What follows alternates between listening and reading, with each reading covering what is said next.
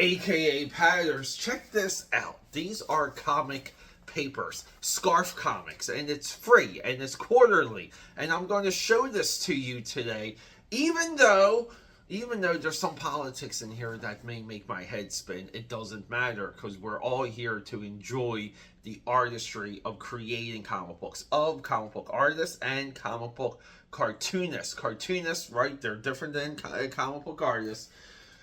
But yeah, I've been battling for a long time just to get into a little bit of a rhythm, to have a little bit of a reason to get back to commentating and showcasing and discussing independent comic books and what independent comic books really are, what it really means to be an independent comic book publisher and creator. Independent comics took a wonderful turn towards absolute glory during the COVID phase. I want to say I got my first issue of these during COVID at Fat Jack's Comic Crypt, what used to be here in Center City, Philadelphia. Now they're gone, R.I.P. Fat Jack's Comic Crypt. Sad, but not really sad about that, because they're just a poorly run shop. So cheers to new comic book formats. Cheers to expanding your mind. Cheers to not allowing other people's ideas to remove your enjoyment from a piece of media. And that's really where we are with Scarfff Comics, because there's a lot in there that I don't agree with, but I embrace it existing. I embrace the efforts put into it. And even, just for example, let's just say there's a movie or a TV show that's politically charged. I still want to watch it to see how well it's made, to see what solutions that creatively they come up with, and how well everything is executed. This should always be the baseline when you enter into a work of art. It should never be the other way around. In a weird way, the burden of proof is on you, not the creator, because the creators are always going to have a position, and this goes throughout all of it, all the history of art. People act like these things are new. It's okay not to agree with something. It's bad not to embrace it. And that's my overall message to my AKAPADers, because I know we have this discussion a lot, but we should always never turn our backs on what's in front of our faces. We should embrace it, be able to understand it, be able to dissect it, be able to vocalize what hits and what misses and why. That's the overall point. But Scarfff is a wonderful, hell of an effort. This is something I just feel like all comic book fans dream about, having a somewhat of a regular, consistent newspaper full of comics. I mean, what's better than that? And it's free, which blows my mind. I do want to try and get more of these, so we can sit down and do a larger retrospective on the work within Scarfff. But today, for Saturday showcase, or Saturday presentation, whatever the heck I'm calling these Saturday shows, is I just want to open your eyes, show this off, and we can all go from there. So let's hit that drawing table.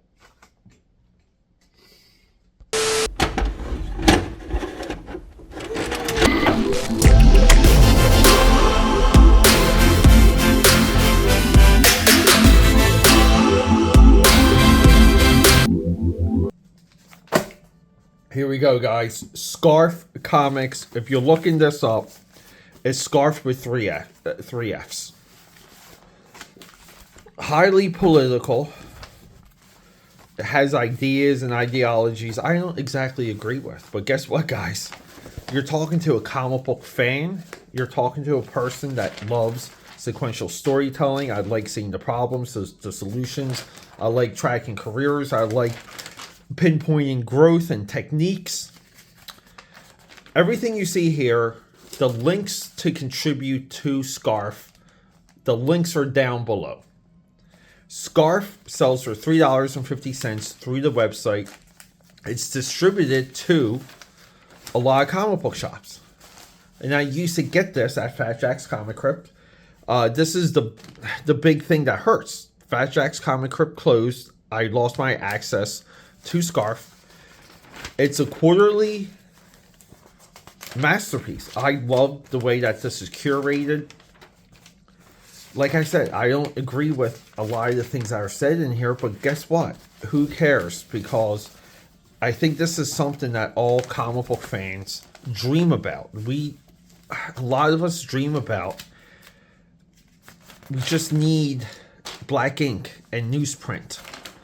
And why can't we do something like the Sunday Funnies? Why can't we do something like a newspaper? We should be available, imagination-wise, to bring in formats and challenge formats and really push ourselves. Develop venues that other creators can showcase their work. Like, I love this purple one. It's just incredible, isn't it? And this really inspires me to really get back completing a lot of my work and bringing more things to you, the AKAPADers.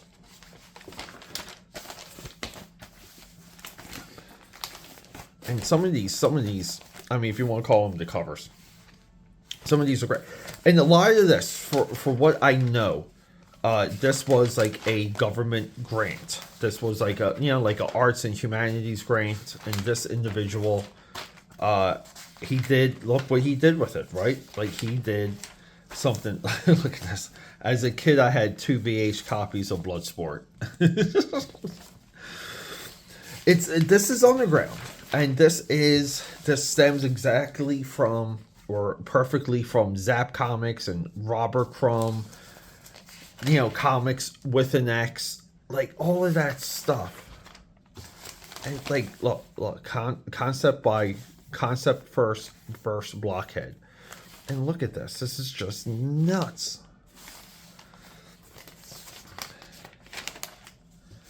Like, the range of styles. Look, this is like what, Robo here, Ghetto Robo, flying robot. Johnny Sacco and his flying robot, says it right there. Really cool stuff, though.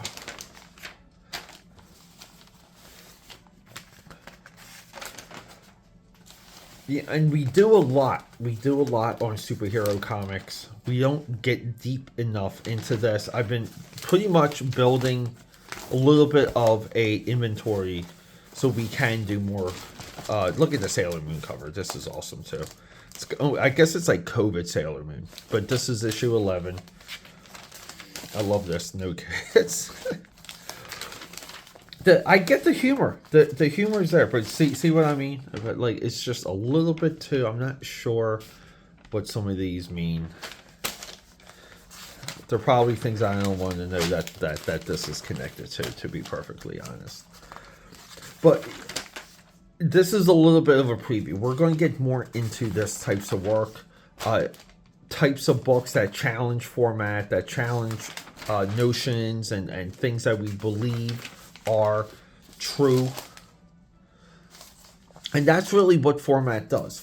If format does anything, the format of your book, of any book, should challenge the preconceived notions entering. That's why a lot of times when like Stephen King goes into new editions, I remember when Sin City went from regular comic book size into like a 3/4 size. Right now, Watchmen, that digest size Watchmen is making the rounds.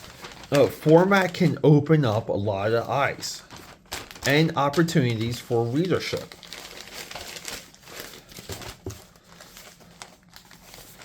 Well, I wanted to at least bring this to a lot of you guys because I know a lot of the AKAPADers do not have this on their map. And, potentially, maybe I'll read all of these. Maybe I'll try and collect. Like, look at this little Nemo strip here. Winsor McKay, that's our boy. Tales of the Muscle Corps. I don't know how recent is. I think this is the most recent one. The artwork for this one is incredible. So maybe I'll just read these. I'll collect some of them so we can do a little bit more of a retrospective. I would love to get a through line. I would like to get one of each of these editions. And the other, look at the Spider-Man. But the other big observation is we have, like, you have to support this, because if you don't support this, we need a war chest. This company, these individuals that put this together, they need money. A part of that is we don't want these to go away, right? Like, we want these to be able to get reprinted and represented and reformatted. We want them to keep going, because look at the curation already. This is significant work. And I know, like I said, we do a lot of superheroes. We do a lot of the pop culture talk here. But I feel like, you know, I'm maybe betraying a little bit of that indie comic book world. But that's going to change. So guys, do what you can. Check out the links. I got all the links for Scarfff available below this video. Let's go.